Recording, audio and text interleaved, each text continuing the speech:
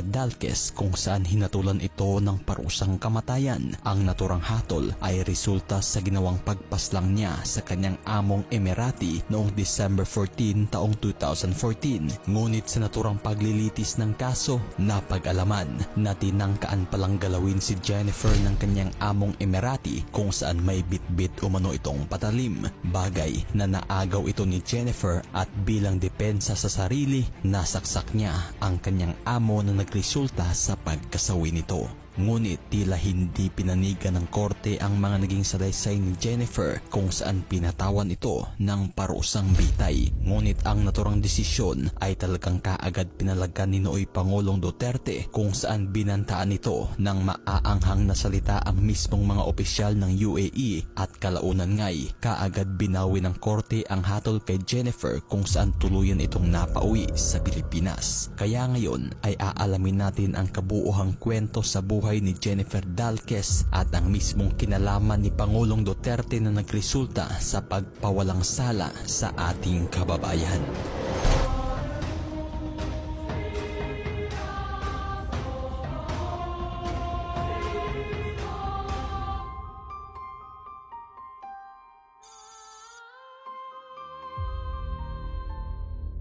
Si Jennifer Arriesgado Dalquez ay tubong General Santos City sa Mindanao kung saan dito na rin siya bumuo ng pamilya. Si Jennifer at ang kanyang asawa ay biniyayaan ng dalawang anak kung saan masayang namumuhay ang mga ito sa simpleng estado ng buhay. Ngunit sa pagulong ng panahon kasabay ng unti-unting paglaki ng kanyang pamilya, napag-isipan ni Jennifer na magtrabaho at makipagsapalaran sa ibang bansa, ito'y upang mabigyan ng mas maayos na kinabukasan ang kanyang dalawang anak.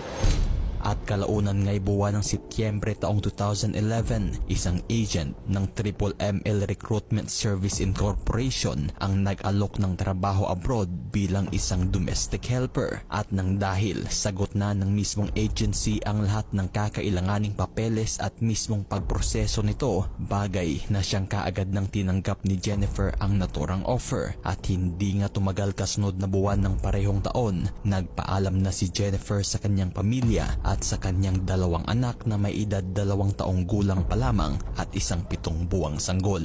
Nakakapanikip dibdib man ang pamamaalam na ito, bagay na siyang tiniis na lamang ni Jennifer sa kadahilanan na kinailangan na niyang pumunta ng Davao City upang simulan ang pagproseso ng mga papeles. At matapos nga ang ilang linggong pagproseso ni Jennifer ng mga papeles sa Davao, buwan ng Nobyembre, kaagad na itong tumungo pa Maynila para asikasuhin ang final process ng kanyang application. At sa kasunod ngang mga araw, December 3 ng parehong taon 2011, tuluyan na ngang nilisan ni Jennifer ang bansa patungong United Arab Emirates kung saan bitbit nito ang pangarap na maiahon sa hirap ang pamilya at mabigyan ng magandang kinabukasan ang mga ito. Ngunit buwan ng Marso kasunod na taon 2012, humigit kumulang 4 na buwan mula nang ito'y namasukan bilang domestic helper, isang pangyayari ang di inakala ni Jennifer nang ito'y pagtangkaang galawin ng among lalaki habang siya'y nasa loob ng banyo. Bagay na kaagad pumalag si Jennifer kung saan hindi nga natuloy ang naturang balak ng kanyang amo. Dito na rin lakas loob na sinumbong ni Jennifer sa kanyang among babae ang naging kabastusan ng kanyang among lalaki.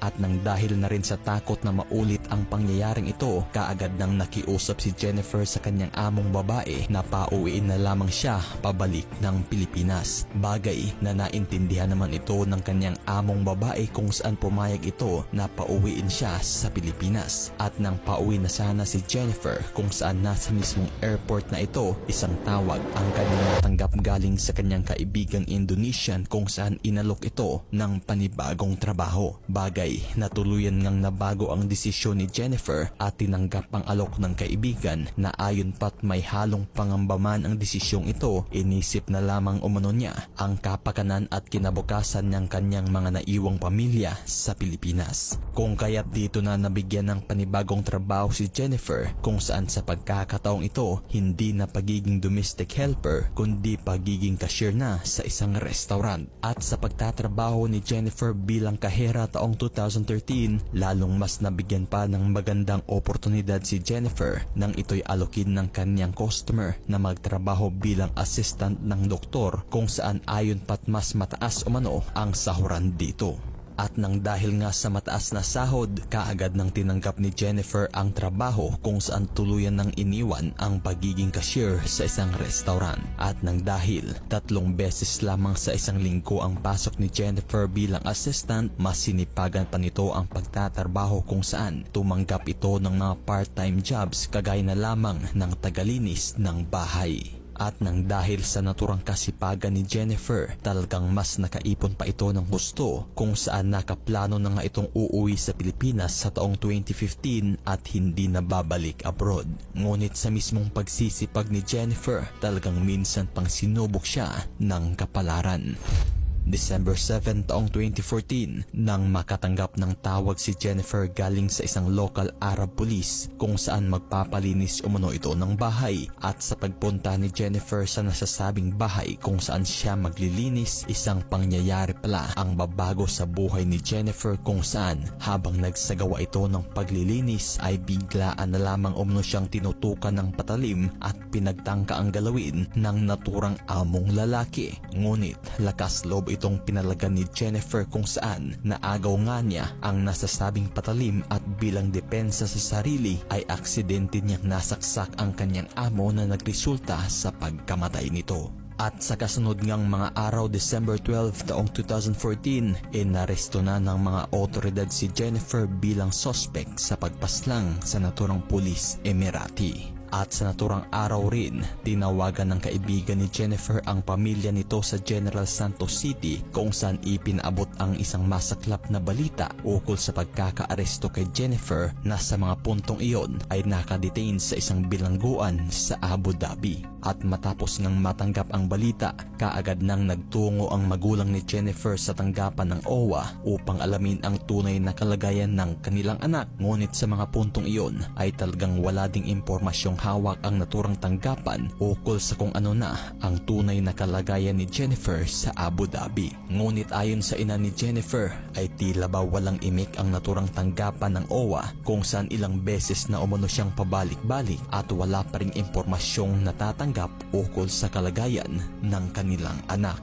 At lumipas nga ang halos 3 buwan kung saan wala pa ring hawak na impormasyon ng OWA. Buwan ng Pebrero taong 2015, idinulog na ng pamilya ni Jennifer ang kanilang hingain sa mismong DFA ng General Santos City. Ngunit kagaya lang din ng OWA ay wala ding impormasyong hawak ang tanggapan ng DFA ukol sa pagkakakulong ni Jennifer sa Abu Dhabi. Ngunit nangako naman ang nooy kasalukuyang DFA OIC na si Ebrahim Zailon na sa madaling panahon ay kokontakin nila ang mismong Philippine Embassy sa Abu Dhabi upang kumpirmahin at alamin kung ano na nga ba ang kalagayan ni Jennifer.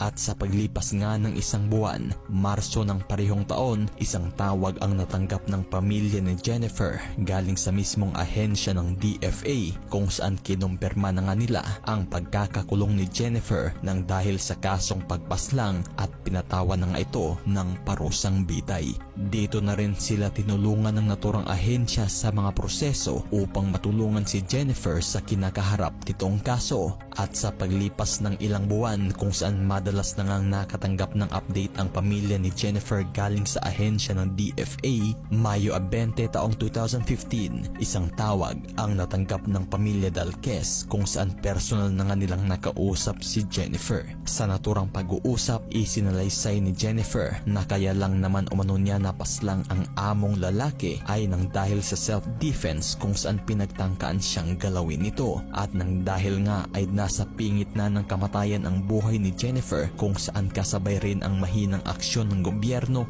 Dito na nga lumapit ang pamilya Dalquez sa mismong media at maluha-luha itong nanawagan upang mabigyang aksyon at matulungan ang anak nilang si Jennifer na nakakulong sa Abu Dhabi. At dahil nga't kalat na ang balita ukol sa sitwasyon ni Jennifer, dito na nag-alok ng tulong ang isang non-profit organization ng Migrante International sa UAE na kaagad tinunguhan ang Al Ain Central Jail kung saan nakakulong si Jennifer. Ito'y upang alamin kung ano na ang tunay nitong kalagayan. Ngunit bigo ang naturang grupo na makausap si Jennifer ng personal sa kadahilan ng hinarang sila at pinagbawalang makausap